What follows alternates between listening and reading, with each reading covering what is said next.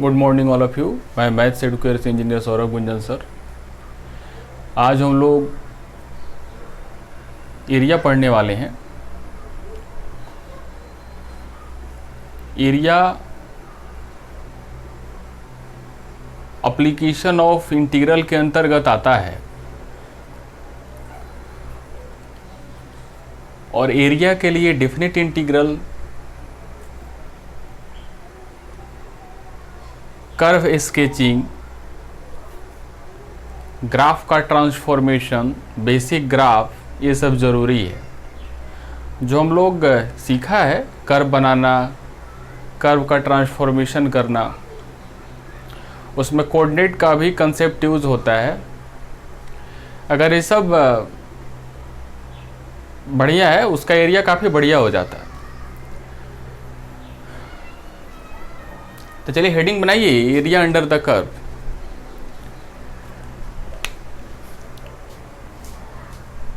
Area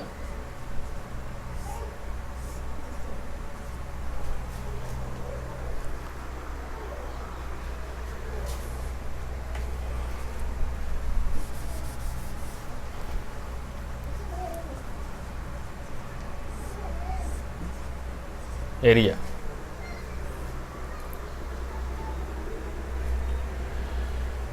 तो हम लोग कुछ कोऑर्डिनेट का concept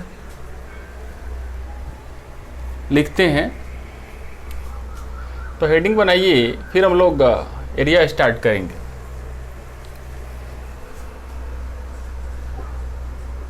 concept of coordinate geometry.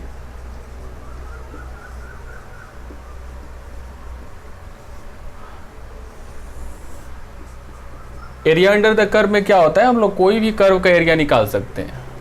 हम लोग बचपन से एरिया पढ़ते हुए आ रहे हैं, बट हम लोग एरिया जो फाइंड आउट करते हैं वो फिक्स फिगर का ही कर पाते हैं, जैसे स्क्वायर, रेक्टेंगल, ट्रेपेजियम, सर्कल।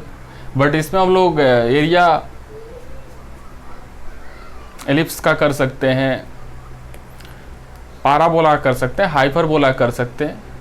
मतलब बहुत सारा हम लोग एरिया कर सकते हैं जो शेप में भी नहीं रहता है, फिर भी उसका हम लोग एरिया कर सकते हैं कैलकुलस यूज करके, डेफिनेट इंटीग्रल यूज करके। तो चलिए कंसेप्ट ऑफ कोऑर्डिनेट ज्योमेट्री, इसमें जो कोऑर्डिनेट का कंसेप्ट यूज होता है उसको हम लोग सीखते हैं अभी।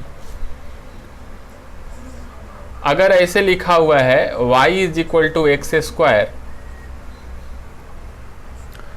तो जो कर्व बनेगा वो अपवार्ड पाराबोला, अपवार्ड पाराबोला। और फिगर बनाइए ऐसे। तो जैसे ही अगर y is equal to x square दिखेगा तो आपको अपवार्ड पाराबोला बना लेना है।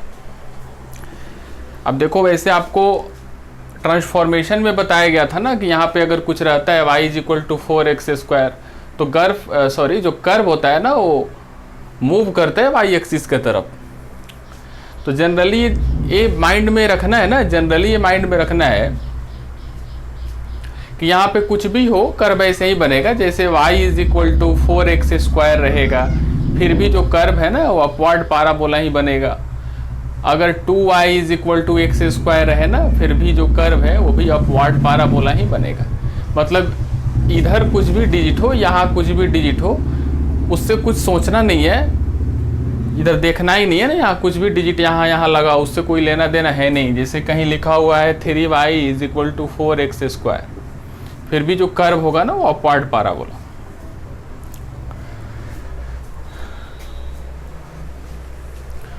टू नंबर लिखिए, y is equal to minus x square, तो डाउनवर्ड पाराबोला। निगेटिव रहे तो डाउनवर्ड होता है। वैसे ग्राफ में भी आप पढ़े हैं कि निगेटिव, इसका ग्राफ पता है तो निगेटिव क्या होगा, डाउन हो जाएगा। तो ये डाउनवर्ड पाराबोला होता है। और याद यही रखना है कि यहाँ कुछ भी डिजिट रहे उससे कुछ लेना देना है नहीं, ग्राफ सेम बनता है।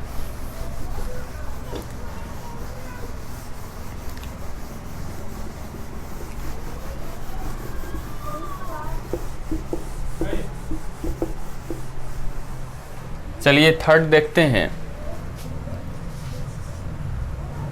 x is equal to y square, तो हम लोग अभी पढ़ रहे थे ना y is equal to x square, y is equal to minus x square. इस बार x इधर है, वाई स्क्वायर इधर है। पहले x में स्क्वायर था ना, अभी y में स्क्वायर है,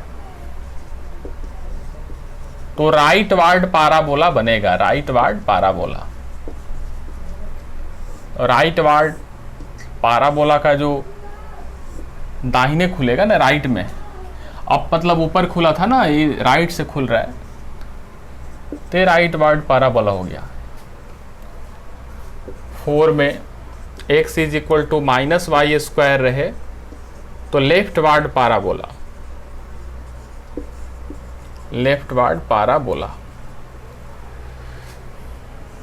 फिगर हम लोग लेफ्ट बना लेते हैं।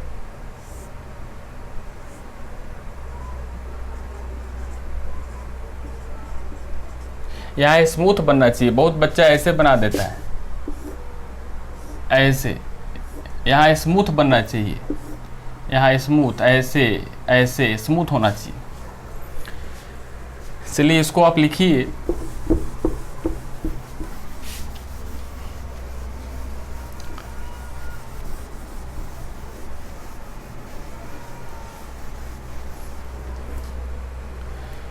Five, equation of a straight line passing through origin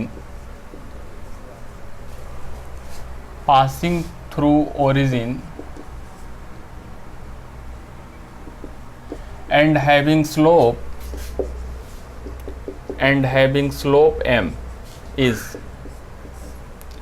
y is equal to mx। और इसका जो ग्राफ बनता है वैसे बनता है। तो कहीं एग्जाम्पल में, जैसे इसके नीचे हम लोग एग्जाम्पल देते हैं ना, कहीं अगर आपको बोला जाए y is equal to 4x का ग्राफ बनाइए, तो ऐसे ग्राफ बनाना है।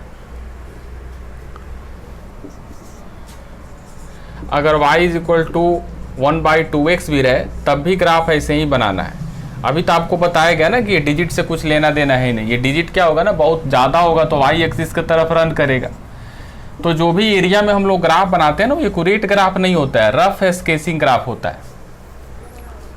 जो भी एरिया में हम लोगों का ग्राफ बनता है ना, वो रफ स्केचिंग ग्राफ होता है। तो जो भी रहे आपको ऐसे ही बनाना है।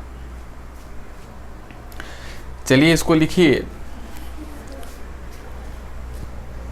6 नंबर,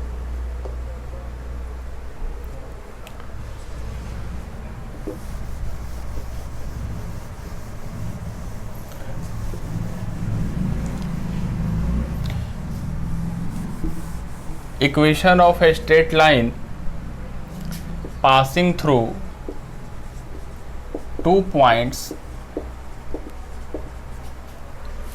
एक पॉइंट A है, उसका कोऑर्डिनेट x1 y1 है, एंड दूसरा पॉइंट B है, उसका x2 y2 है। तो लाइन का जो इक्वेशन हो जाएगा ना, यही लाइन है, यहाँ से एक पॉइंट से पास कर रहा है ना x1 y1 और दूसरा पॉइंट x2 y2। तो इसका इक्वेशन हो जाता है ना y minus y1 is equal to y2 minus y1 upon x2 minus x1 into x minus x1।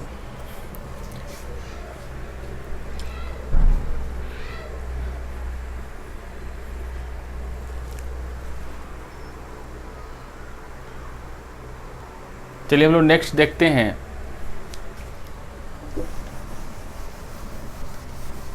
इसका काम आता है, कहीं 2 पॉइंट देगा और एक लाइन पास करेगा ना, तो इक्वेशन तो पहले लिखना पड़ेगा ना, तभी तो एरिया निकलेगा। पहले तो इक्वेशन लिखना पड़ेगा। चलिए हम लोग 7 में आते हैं। Equation of circle having centre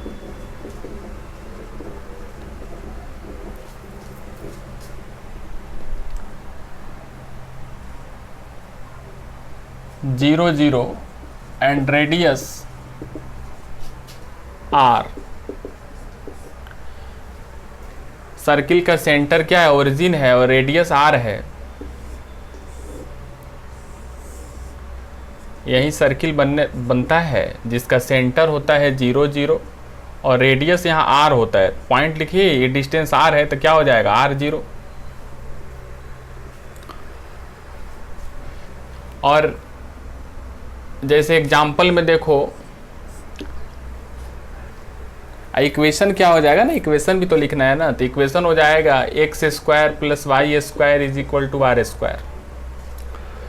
कोई सर्कल है जिसका सेंटर 0 0 है और रेडियस क्या है r है, तो उसका इक्वेशन होता है ना x square plus y square is equal to r square. तो कहीं अगर एग्जाम्पल में इसे दिया हुआ है x square plus y square is equal to 9, तो इक्वेशन देखने के बाद फिगर बनाना होता है। तो फिगर कैसे बनेगा, तो इसको देखने से पता चलेगा ना, ये सर्किल का इक्वेशन है। कंपेयर करेंगे x square plus y square is equal to r square. तो ये जो सर्किल बनेगा, ये सर्किल बनेगा, इसका तो हो जाएगा ना, इसका सेंटर 0 0 हो जाएगा और रेडियस कितना हो जाएगा, तो देखो किसका स्क्वायर है ना, इसको हम लोग लिख सकते हैं x square plus y square is equal to 3 का स्क्वायर। तो 3 का स्क्वायर है तो यहाँ पॉइंट हो जाएगा ना 3 0, रेडियस 3 हो जाएगा। हम लोग एक और एग्जाम्पल ले लेते हैं। अगर x स्क्वायर यहाँ लिख 4x square plus 4y square is equal to 9 है,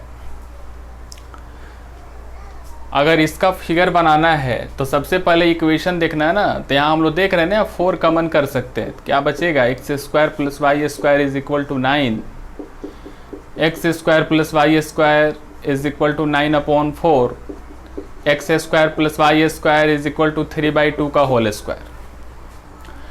दिखा कि x square plus y square is equal to r square या ए स्क्वायर के फॉर्म पर हुआ, तो यह सर्किल का सेंटर हो जाएगा 0 0 और रेडियस कितना हो जाएगा, 3/2 का स्क्वायर है ना, तो 3/2 0। तो ऐसा ही हम लोगों का क्वेश्चन में ऐसे मिलेगा ना, तो बस फिगर बनाना है और सेंटर और रेडियस लिखना है।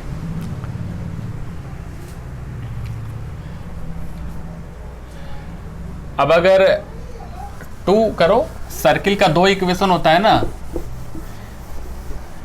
ये सब तो कोऑर्डिनेट में आप पढ़े हो बढ़िया से, बट आपको री किया जा रहा है कि फिर से ये तो पता लगे कि क्या क्या यूज होने वाला है। चलिए यहाँ 2 कर देते हैं। Equation of circle is x square plus y square plus 2gx plus 2fy plus c is equal to 0। If equation of circle is इतना, देन सेंटर कैसे निकलता है, -12 into coefficient of x, -12 into coefficient of x -12 into coefficient of y। तो क्या हो जाएगा ना, -12 और इसका कोएफिशिएंट x का कोएफिशिएंट देखो 2g है, तो यहाँ x का कोएफिशिएंट 2g मल्टीप्लाई करेंगे, फिर फॉर्मूला का -12 और y का कोएफिशिएंट 2f है, तो क्या हो जाएगा, 2 2 कैंसिल हो जाएगा ना, -g -f। ये तो सेंटर हो गया। और रेडियस अगर कोई पूछे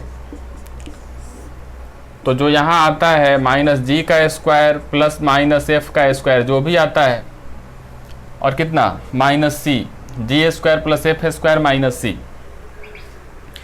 तो ऐसा कोई इक्वेशन अगर लिखा रहेगा ना, जैसे एग्जाम्पल में इसको आप लिख लो,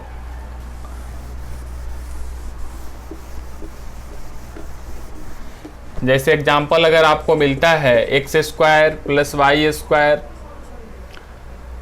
प्लस 8x और -2y plus 1 is equal to 0, तो यहाँ जो सेंटर हो जाएगा -12 into coefficient of x, x का बगल में 8 है ना, तो 8 से मल्टीप्लाई, फिर -½ y का कोफिशिएंट कितना है, -2 है, कैंसिल हो जाएगा तो -4 हो गया, और यहाँ से कैंसिल हो जाएगा तो 1 हो जाएगा। और रेडियस अगर निकालना हो तो जो यहाँ मिला ना -4 का स्क्वायर, फिर यहाँ 1 मिला 1 का स्क्वायर, और यहाँ कांस्टेंट 1 है, कितना हो जाएगा ना 16 + 1 - 1, ये कैंसिल हो जाएगा तो ये 4 हो जाएगा। तो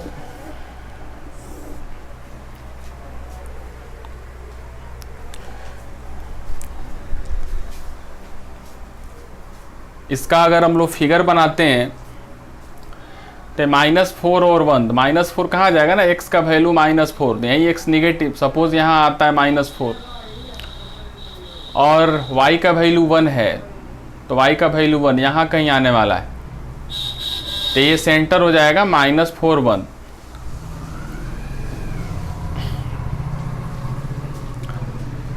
तो अब ये सेंटर हो जाएगा, तो रेडियस कितना हो जाएगा, रेडियस तो भी 4 आया है ना, तो ये सेंटर हो गया, तो ये यहाँ से एक सर्किल हो जाएगा, एक सर्किल बनेगा। इसमें टच क्यों कर रहा है ना, क्योंकि यहाँ से यहाँ तक की जो डिस्टेंस है वो 4 हो रहा है, और इसमें टच नहीं कर रहा है ना, क्योंकि ये 1 ही डिस्टेंस है ना, y का 1 ही डिस्टेंस है, बट x का डिस्टेंस 4 है, तो ऐसा कुछ सर्किल बनेगा। इसको आप लिखिए,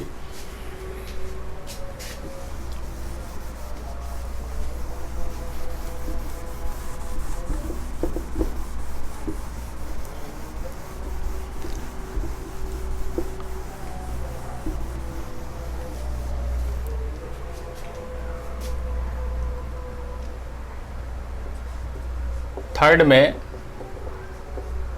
equation of circle having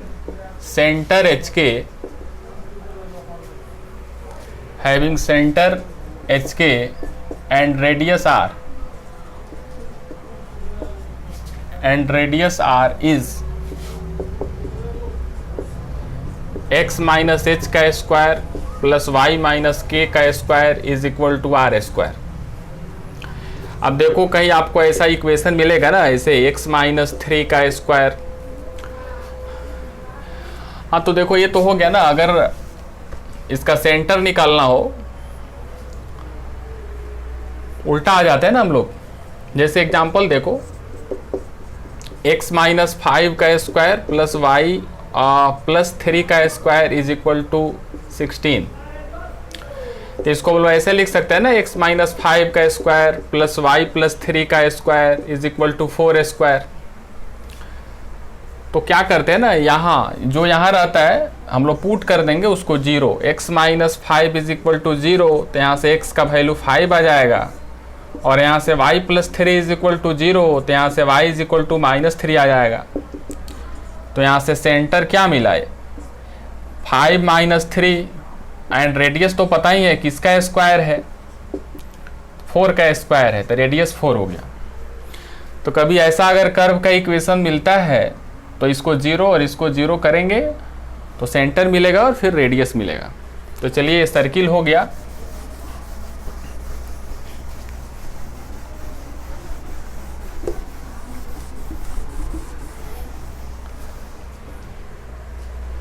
eight number में बुलवाते हैं,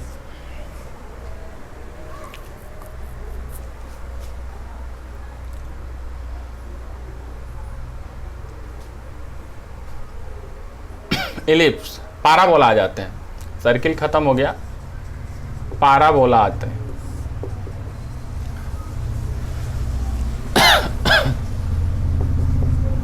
तो ऐसे अगर इक्वेशन दिया है ना, x² is equal to 4ay, ऐसा इक्वेशन अगर दिया हुआ है तो ये तो पता है ना, x² is equal to 4ay। तो अभी हम लोग पढ़े अभी हम लोग जब स्टार्टिंग कर रहे थे ना, स्टार्टिंग कर रहे थे, वैसे इसका काम वहीं आ जाएगा, वहीं आ जाएगा। देखो अभी जो स्टार्टिंग किए थे ना हम लोग, y is equal to x square, तो यही तो है y is equal to x square, बगल बोले हैं ना, नहीं देखना है। तो ये कौन सा कर्व है? Upward parabola. बट यहाँ ये क्या होना चाहिए? यहाँ ये जो होना चाहिए हम लोगों का पॉजिटिव होना चाहिए।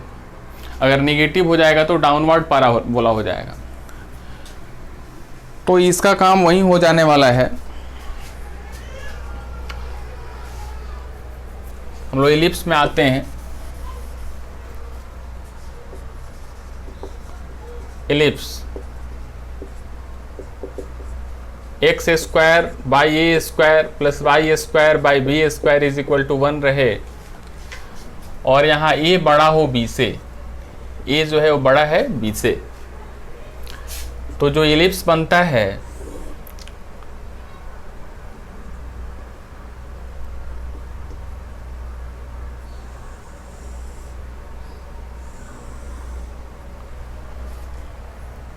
अब देखो यहाँ x के नीचे क्या है? a है, तो इसका कटिंग हो जाएगा a0, और यहाँ y के नीचे जो है b है, तो y एक्सिस का जो कटिंग हो जाएगा वो 0b। याद रखना है, x के नीचे a है तो x पे कटिंग a0, और y के नीचे b है तो 0b।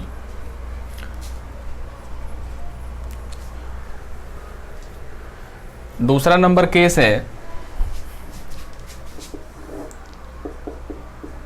X square by a square plus y square by b square is equal to 1, जहाँ b बड़ा हो a से।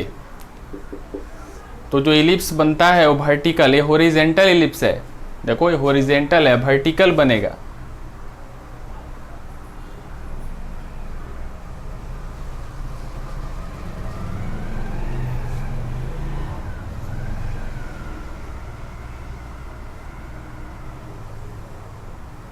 और यहाँ जो कटिंग हो जाएगा ना x के नीचे, फिर ये है तो a0, और यहाँ कटिंग हो जाएगा ना 0b।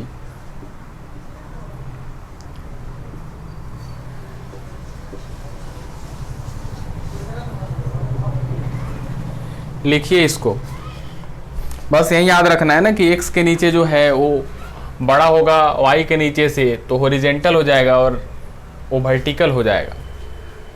ये सब आपको पहले ही पता है।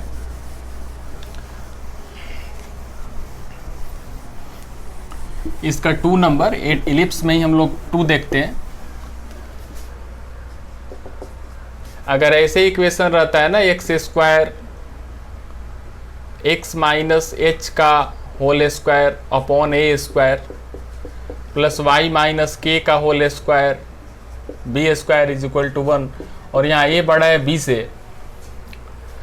तो हम लोग क्या निकालते हैं ना, उसका क्या था?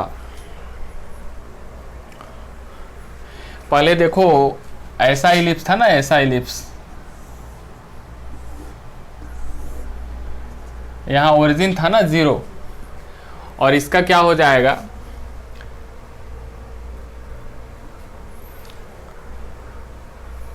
तो इसका सेंटर है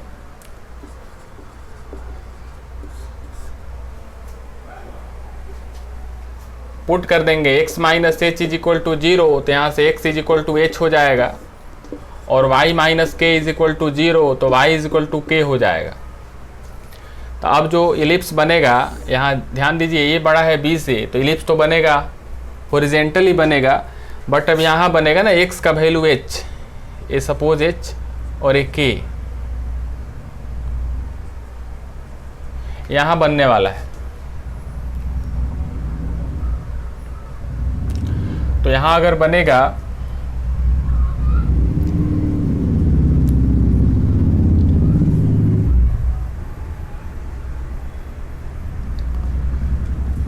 तो ऐसे कुछ इलिप्स बन जाएगा।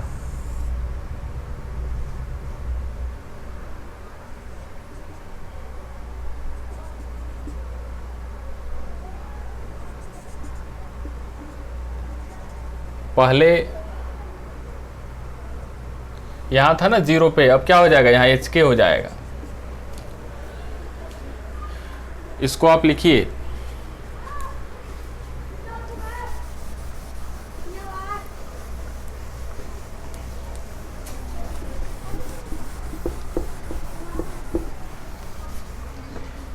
9 में हो जाएगा हाइपरबोला, तो x square upon a square, वहाँ प्लस था इसमें माइनस है, डिफरेंस यही है, और ये ऐसे हो जाता है। ये कब होता है? जब नीचे वाला बड़ा रहे b से, x के नीचे वाला बड़ा रहे y के नीचे से, तो ऐसे फिगर बनेगा। अगर क्या हो ना, x square by a square minus y square by b square is equal to 1, और b बड़ा है ना a से, तो हम लोगों का फिगर ऐसे बनेगा।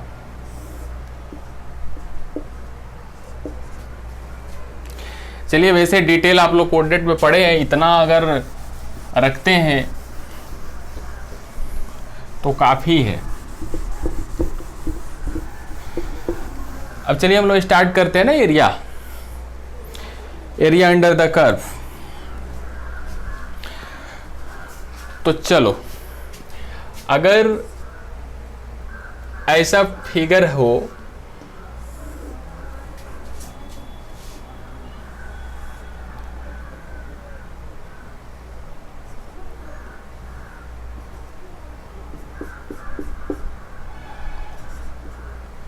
इस कर्व का नाम अगर y is equal to F of x हो, ये तो y एक्सिस है, ये x एक्सिस है। ये भी पता है ना कि ये जो लाइन है ना, ये किसके पैरेलल है? y के पैरेलल है, तो इसका इक्वेशन हो जाए ना x is equal to a। ये पैरेलल भी y के है, तो इसका equation x is equal to b। तो ये जो a होता है ना, ये का मीनिंग क्या हो गया? Area enclosed by the curve y is equal to f of x। देखो, एक एरिया बन रहा है ना, किससे किससे मिलकर बन रहा है? तो एक तो कर्व है ना y is equal to F of x, एक दूसरा कर्व है x is equal to a, एक कर्व है x is equal to b, और नीचे कौन सा? x एक्सिस है। इसी से ना बन रहा है 1 2 3 4, ये 4 इक्वेशन से बन रहा है। तो ये देगा ना, जो एरिया देगा वो किससे किससे मिल के बना है वो लिखा जाए। Area enclosed by the curve y is equal to F of x, x is equal to a, x is equal to b, and x axis and x axis. तो इसका मीनिंग क्या होगा ना, इसका मीनिंग क्या होगा? कहाँ से कहाँ तक है? a से b के बीच कौन सा कर्व है? तो एफ ऑफ एक्स। और ध्यान दो, ये सब चीज़ बहुत कंसेप्चुअल होता है। किस पे है ना? एक्स एक्सिस पे है, तो फंक्शन एक्स का, और किसके रेस्पेक्ट में? एक्स के। हो सकता है ना कोई बच्चा ऐसा बोले और डी वाई लिखे, तो देखना है ना कि ये किस पे है? एक्स एक्सिस पे, तो इक्वेशन उसी के रेस्पेक्ट में है। और देखो, आपको बताया गया था ना, डेफिनिट में भी सिखाया गया था ना कि इसका मतलब यही होता है। तो बट उसमें ये बताया जाता था ना कि ये ऊपर था तो पॉजिटिव, नीचे रहता तो निगेटिव। इसमें ऊपर हो या नीचे हो, इसमें आपको पॉजिटिव ही लेना है, इसमें निगेटिव नहीं लेना है। अगर निगेटिव आता भी है तो मोड लगा देना है। तो ये समझना है, ये लिखा हुआ है ना, इसका मतलब ये मॉडुलस है, मॉडुलस लेना है। अगर निगेटिव भी आए तो मॉडुलस लगा लेना है। तो चलिए इसको लिखिए आप। ऐसा अगर क्वेश्चन अगर बोलेगा, ऐसा कुछ कुछ कर्व देगा, ऐसा ऐसा कुछ देगा, तो आपको ऐसे ही बनाना है। चलिए 2 कर देते हैं ना, यहाँ 2 कर देते हैं।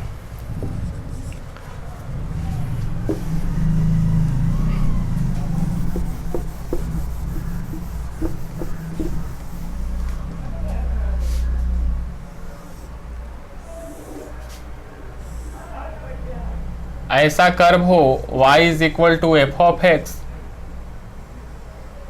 और यहाँ a हो, यहाँ b हो। इस कर्व का नाम y is equal to F of x. अच्छा, तो देखो, तो ये जो लाइन किसके पैरेलल है? y एक्सिस का, तो इसका equation x is equal to a। कहाँ कटिंग है ना ये पे, तो उल्टा y है तो x is equal to a, ये हो जाएगा ना x is equal to b। तो ये भी क्या एरिया दे रहा है ना, कुछ भी नाम ले लेते हैं ना ये। तो चलो यहाँ क्या लिखे ना, a इज इक्वल टू लिखे, ये क्या है मेरा? Coloured area. जो भी कलर्ड किया हुआ एरिया है, क्या कौन कौन मिलकर देगा कलर्ड किया हुआ एरिया? तो लिखो, area enclosed area enclosed by the curve y is equal to f of x is equal to a, x is equal to b and x axis।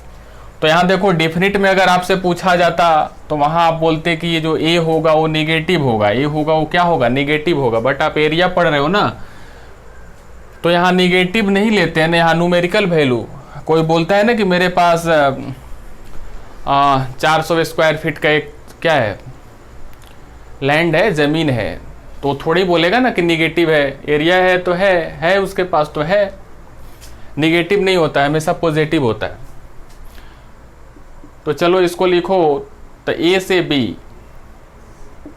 B के बीच कौन सा कर्व है, एफ ऑफ एक्स। कौन सा axis है, x axis, ये है ना एक्स एक्सिस, तो यहाँ हो जाएगा डी एक्स।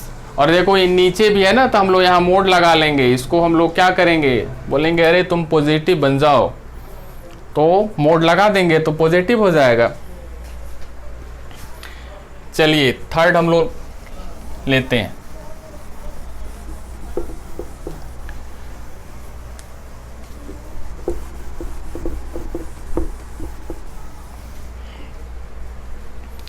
थर्ड हो गया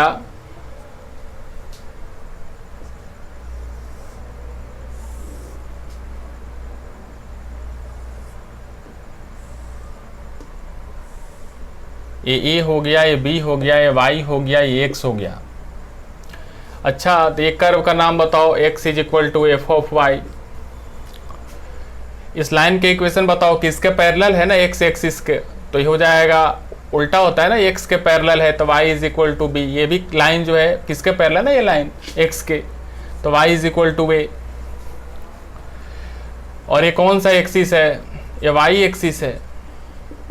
तो देखो ये जो एरिया बन रहा है ना, ये एरिया बन रहा है कौन कौन सा कर्व से मिलकर बन रहा है। एक कर्व है एफ ऑफ वाई, एक y is equal to B, Y is equal to A, और एक कौन सा, ये है ना y एक्सिस। तो यहाँ जो ए बनेगा ना, ये उसको हम लोग बोल सकते हैं कलर्ड एरिया। जो भी कलर्ड एरिया है ये किससे किससे मिलकर बन रहा है, तो लिखो area enclosed by the curve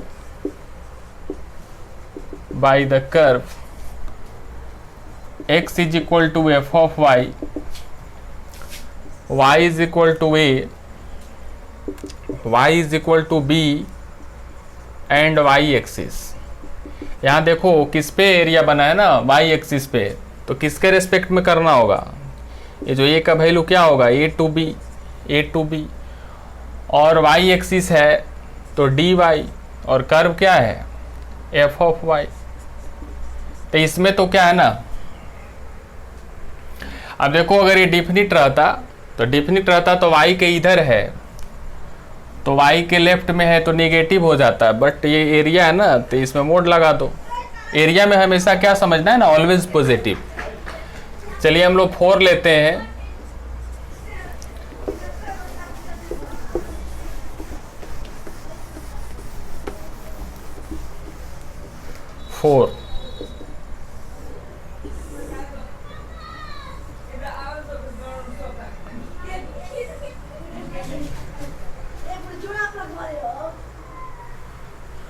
यहाँ जो कर्व है इसका equation x is equal to F of y, यहाँ कटिंग b है, यहाँ कटिंग a है, ये किसके पैरेलल है, x एक्सिस, तो y is equal to a भी x axis, y is equal to b।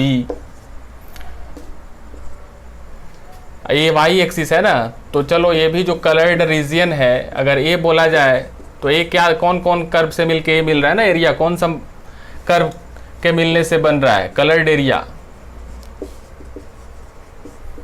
तो लिखेंगे area enclosed by the curve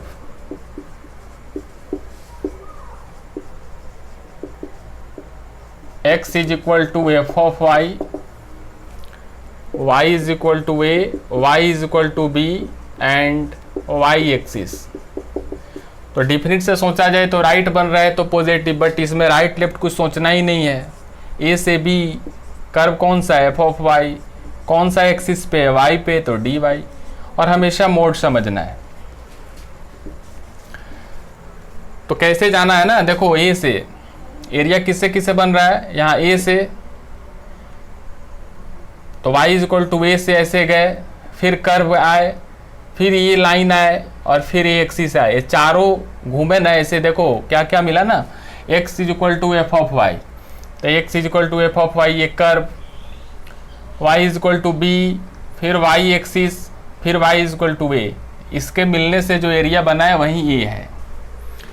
तो ये तो सिंगल कर्व का एरिया था। अभी आप लोगों का जो सिलेबस दिया है ना, अभी जो सिलेबस आपको रिड्यूस करके आपका सीबीएसई बोर्ड दिया है, उसमें जो एरिया दिया है वो ओनली सिंगल कर्व का ही दिया है। तो अभी जितना हम लोग थ्योरी पढ़े उसी से काम चल जाएगा। बट इससे पहले, अभी तो कोरोना के कारण सिलेबस रिड्यूस किया है सीबीएसई, बट जब पहले जो पूछता था उसमें डबल कर्व भी रहता था, ट्रिपल कर्व भी रहता था। But JEE Main JEE Advance में भी कर्व सिंगल नहीं रहता है, सिंगल तो आता ही नहीं है कभी। तो हम लोग डबल भी देखेंगे, बट ये माइंड में होना चाहिए ना कि हम लोगों का जो सीबीएसई सिलेबस है वो ओनली सिंगल कर्व से ही पूछेगा, ये पता होना चाहिए। तो चलिए 4 नंबर में लिखिए, ये तो हो गया ना। अब फिर स्टार लगाइए और लिखो area between two curves, area between two curves. Suppose एक कर्व हम लोगों का ऐसे है, दूसरा कर्व ऐसे है, इस कर्व का नाम y is equal to F of x है और इस कर्व का नाम y is equal to g of x है। ये x एक्सिस है और ये y एक्सिस है। तो देखो, जब भी दो कर्व के बीच एरिया निकालना हो तो सबसे पहले दो कर्व का इंटरसेक्शन निकालना पड़ता है। तो देखो, एक कर्व हम लोगों का एफ ऑफ एक्स है और दूसरा कर्व जी ऑफ एक्स है। तो जब भी दो कर्व का बात हो तो माइंड में जाना चाहिए कि दोनों कर्व का इंटरसेक्शन क्या हो रहा है। तो कर्व का इंटरसेक्शन, देखो ये दोनों कर्व यहाँ कट कर रहा है ना, तो इसका इंटरसेक्शन यहाँ कुछ होगा, इसका इंटरसेक्शन यहाँ कुछ होगा। कोऑर्डिनेट ज्योमेट्री में आपको बताया गया है कि दो कर्व का इंटरसेक्शन दो कर्व का इक्वेशन को सोल्व करते हैं, जो पॉइंट मिलता है वहीं उसका कटिंग होता है। तो ये दोनों इक्वेशन को सोल्व करेंगे ना, यहाँ आएगा, फिर इसको सोल्व करेंगे तो यहाँ आएगा, और सोल्व करने पे जो पॉइंट सपोज ए मिला और बी मिला, यही इंटरसेक्शन हो गया। आपको कुछ दूसरा इक्वेशन देता है तो आप सोल्व करोगे तो यहाँ डिजिट मिलेगा 2, 3, 4, 5 कुछ भी मिलेगा। तो ये इंटरसेक्शन निकाल लेना है माइंड में। अब चलिए, यही एरिया निकालना है ना, ये एरिया निकालना है जो कलर्ड एरिया है। तो यहाँ लिखिए ए जो हम लोगों को मिल रहा है कलर्ड एरिया। तो देखो क्या किया जाए कि हम लोग क्या करते हैं ना, हम लोग पहले क्या करते हैं, ऐसे जाते हैं, ऐसे जाते हैं, ऐसे, मतलब पहले टोटल कर लेते हैं, टोटल एरिया फाइंड आउट कर लेते हैं, टोटल एरिया। तो आपको बताया गया था टोटल एरिया फाइंड आउट करने के लिए ए और बी ऐसे चलते हैं ना, ऐसे ऐसे ए ऐसे चले, फिर ऊपर चले, तो ऊपर वाला कर्व का इक्वेशन क्या है ना, एफ ऑफ एक्स। फिर ऐसे आए तो इसका इक्वेशन क्या है ना, ये इक्वेशन हो जाएगा ना x is equal to b, इसका इक्वेशन क्या हो जाएगा ना, x is equal to a. तो ए से बी पहुंचे तो कैसे जाएंगे ना, देखो ऐसे एक्स इज इक्वल टू ए गए, तो यहाँ ए से गए बी पहुंचे, ये माइंड में रहना है कि x is equal to b, x is equal to B.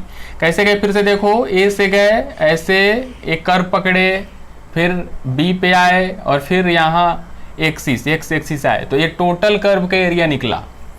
तो ए से b F of x D x, ये हुआ टोटल एरिया। हमेशा मोड लगाना है, मोड लगा दिए टोटल एरिया। बट हम लोगों को तो बस इतना ही ना निकालना है, तो उसमें से अगर ये एरिया यहाँ से नीचे वाला कर्व करके अगर इधर आके इधर आ जाते हैं तो ये निकल जाएगा ना, टोटल कर्व माइनस नीचे वाला कर्व। तो क्या करें ना, माइनस कर देते हैं, और नीचे वाला कर्व एरिया कैसे निकालेंगे, ए से बी, ए से बी। तो ए से बी ऐसे जाइए, और इस कर्व का नाम क्या है, जी ऑफ एक्स है, और फिर कौन सा एक्सिस, एक्स, तो डी एक्स। कैसे गए, ऐसे गए, ऐसे गए, ऐसे गए, ऐसे आए, तो ऊपर में से नीचे घट गया, इसमें मोड लगा देते हैं। तो देखो एक कर्व दोनों ऊपर है, ये जो कर्व है ना ऐसे, ये जो एरिया है एक्स एक्सिस के ऊपर बनाए तो दोनों एरिया पॉजिटिव होगा, तो मोड हटा दो। ए से b F of x D x, इसका भी मोड हटाओ, ए से b g of x D x. तो क्या कर सकते हैं ना, दोनों का लिमिट सेम है, तो A to B F of X minus G of x. तो क्या देखे, जब भी दो कर्व का, सपोज अगर हम लोग इसको A1 कर लेना, A1, तो यहां क्या हो जाएगा ना, यहां A प्लस A1, इसमें A भी निकल गया, A1 भी निकल गया, और इसमें ओनली A1 फाइंड आउट हुआ। तो देखो तो A plus A1 minus A1, ये मिल गया ना, ये मिल गया। तो याद रखने के लिए अब आप इसके नीचे यहां लिख लो, मेरा जगह नहीं है तो यहां आप लिख लो A to B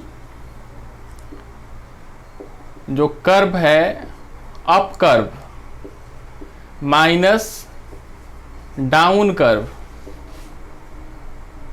up curve minus down curve. तो जब भी दो कर्व ऐसे बनेगा तो ऊपर माइनस नीचे, ऊपर का इक्वेशन जी ऑफ एक्स, सॉरी ऐसे ऊपर आना है ना, ऐसे ऊपर, तो नीचे एफ ऑफ एक्स है तो ऊपर का इक्वेशन एफ ऑफ एक्स और नीचे का इक्वेशन जी ऑफ एक्स। तो जब भी दो कर्व का एरिया निकालना होगा तो up curve minus down curve. चलिए इसको लिखिए, यहां आपको 1 नंबर कर लेना है, 1 नंबर कर लेना है।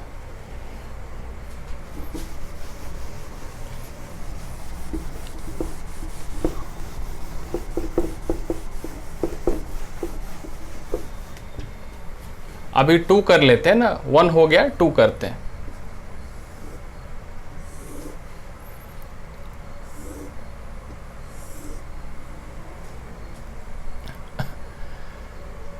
चलो इस कर्व का,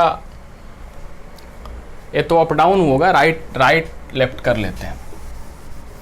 अप डाउन वाला हो गया।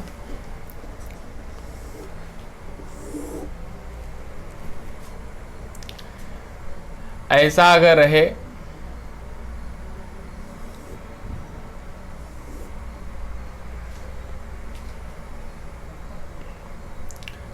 इसका इक्वेशन रहे x is equal to F of y और इसका इक्वेशन रहे x is equal to g of Y, तो दो कर्व का कटिंग यहाँ मिलता है ना, तो यहाँ इस कटिंग पॉइंट निकाल लेंगे, फिर इसका कटिंग पॉइंट यहाँ निकाल लेंगे, a से b, सपोज a b आ गया। अब यही कलर्ड एरिया निकालना है, तो क्या हो जाएगा ना, एरिया जो मिलेगा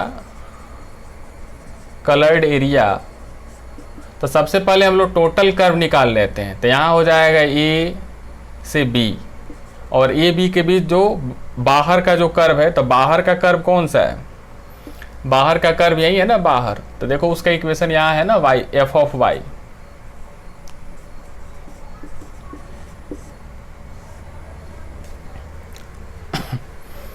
और फिर ये तो टोटल निकल गया ना, ये टोटल निकल गया, टोटल। अब हम टोटल तो निकालना नहीं है, यही निकालना है। तो उसमें से क्या कीजिए, फिर ए से बी,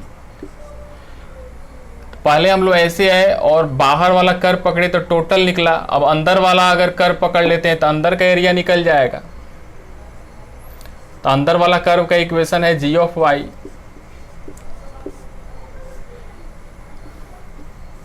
अब इधर आ जाते हैं ना, ये इज इक्वल टू, अब देखो डेफिनिट से सोचो तो दोनों राइट है ना, दोनों राइट है, दोनों राइट है तो दोनों पॉजिटिव, राइट तो पॉजिटिव होता है।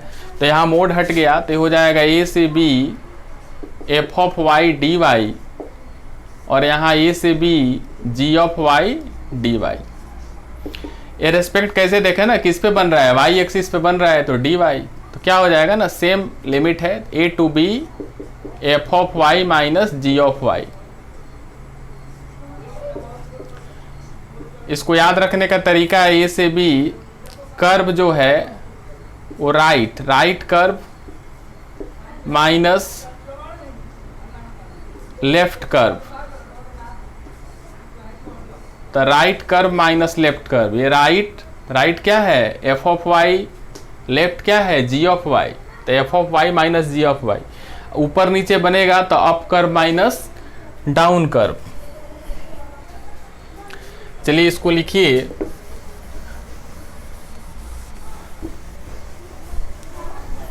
अगर कर्व ऐसे बनता है ना, थर्ड लिखो, थर्ड।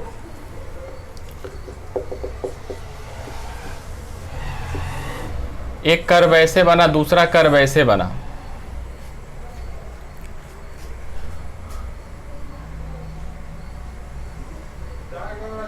यहाँ A है और यहाँ B है।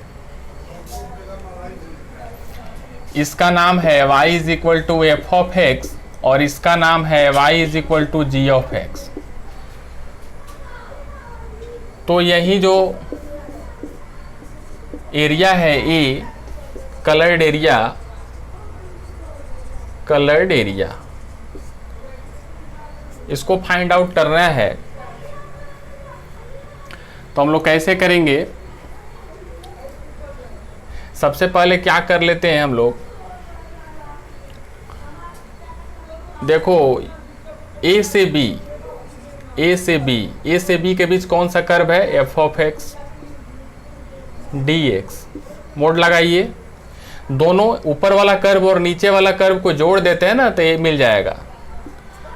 फिर नीचे का कर्व फिर A से B और नीचे का इक्वेशन है G of x D x. इसको लिखिए, मिटाना पड़ेगा। अच्छा, तो ये पता है ना, डिफरेंट से देखो, ये जो कर्व है ना एफ ऑफ एक्स ऊपर बना है, तो एक्सिस, एक्स एक्सिस से ऊपर जो भी एरिया बनता है डिफरेंट से सोचा जाए तो पॉजिटिव होता है। तो मोड के अंदर पॉजिटिव है, तो A to B F of x D X. और ये जी ऑफ एक्स नीचे है तो निगेटिव है, तो मोड से बाहर आ गया, तो क्या हो गया? G of x D X A to B. तो यहाँ भी जो एरिया आएगा ना, एरिया दोनों का लिमिट सेम है ए टू बी, तो क्या हो जाएगा? A to B F of X minus G of x. तो यहाँ भी मिल गया ना, up curve minus down curve. ऐसा माइंड में रखना है कि कौन सा केस में कौन सा फिगर बनाएंगे और कैसे हम लोग सोचेंगे। तो चलिए, थर्ड नंबर हो गया।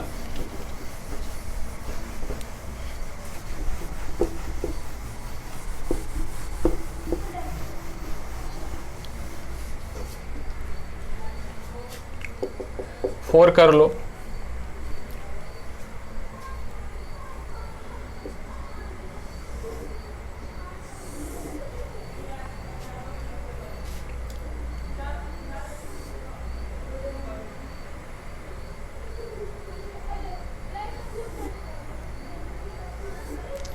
ऐसा कुछ कर्व है, इसका नाम है y is equal to F of x, इसका नाम है y is equal to g of x और इसका नाम है y is equal to h of x. तो सबसे पहले ये तीन कर्व है ना, अभी हम लोग दो पढ़ रहे थे ना, अब तीन आते हैं, तो उसका भी कटिंग निकालिए। तो ये दोनों को सोल्व करेंगे तो यहाँ जो कटिंग होगा, ये कटिंग पॉइंट हो गया। तो सपोज ये ए हो गया, इसका कटिंग निकालिए तो ये बी हो गया, और यहाँ से कटिंग निकालिए तो ये सी हो गया। तो क्या करेंगे ना, कैसे ये जो कलर्ड एरिया है, ये जो कलर्ड एरिया है, सपोज ए है, तो ए जो कलर्ड एरिया है उसको फाइंड आउट करना है। तो हम लोग क्या करते हैं ना, पहले टोटल एरिया कर लेते हैं। ये total area a to b, उसके बीच ए बी के बीच कौन सा कर्व है?